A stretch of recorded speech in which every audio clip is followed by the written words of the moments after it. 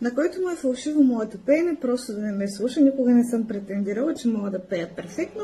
Аз съм рапърка, а ако реша да пея, то това е защото просто така съм го почувствала, така го желая, така го искам, без никаква обработка, си качвам понякога някакви кавърчета, това онова.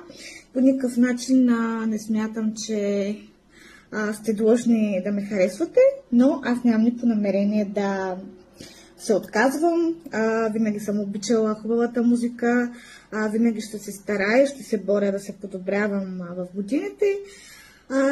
Но пак казвам, ако просто ви е фалшиво или не ви харесва, не ме слушайте. Но това спри и така нататък просто невъзможно е да спра, защото ми харесва. И защото, пак казвам, никога не съм претендирала, че мога да пея, аз си рапирам. Така че това са две абсолютно различни неща. Изобщо пък няма да коментирам, че много голяма част от българските певици не могат да пеят. С обработка всичко се случва, но когато наистина запеят на живо, положението е плачевно и наистина не са добре нещата. Може би при мен има някакъв процент, наистина имам някакъв процент данни, който трябва да развия в годините за пеенето, специално говоря. Но като цяло много малко певици има, които наистина могат да пеят. Така че не си мислете, че това е само при мен. Повечето си обработваме гласовете, за да звучи по-добре.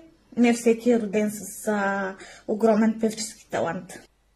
Но ако претендирате за нещо, направете го по-добре, защото не е много лесно да измислиш текст на песен, не е много лесно да направиш цялостен проект с видеоклип, с инструментал, с музика, с всичко.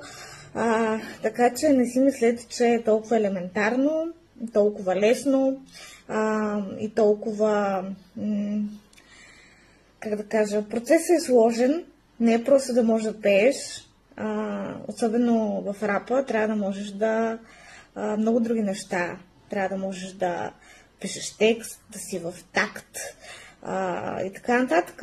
Така че аз смятам, че доста съм се надградила в годините и че наистина имам умения и мога да правя хубави песни. Просто е въпрос на муза, на желание, на време и на... Да, това е.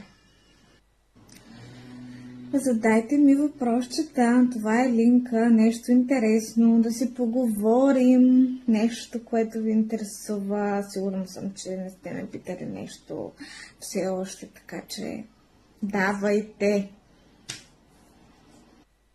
Ами аз се втурнах да купувам всичко, но бях спряна, защото всички около мен са много суеверни. Нищо не трябва да се купува предварително, беше ми забранено, суеверия и така нататък. Нямам нищо против, количка всъщност ще бъде подарък, количката специално, всичко останало, щом толкова много са суеверни, да купуват те. Когато изляза от болницата, това бебе трябва да има всичко, така че който е суеверен, нека да осигури всичко необходимо.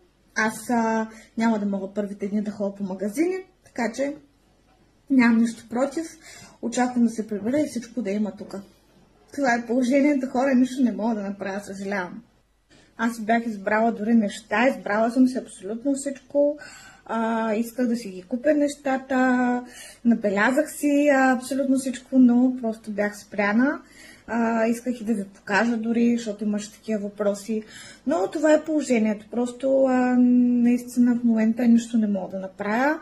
Чак след там началото на октомври се надявам да мога да обиколя или да си поръчам това, което искам. Ще мога вече да говоря на тази тема, какво съм взела и така нататък.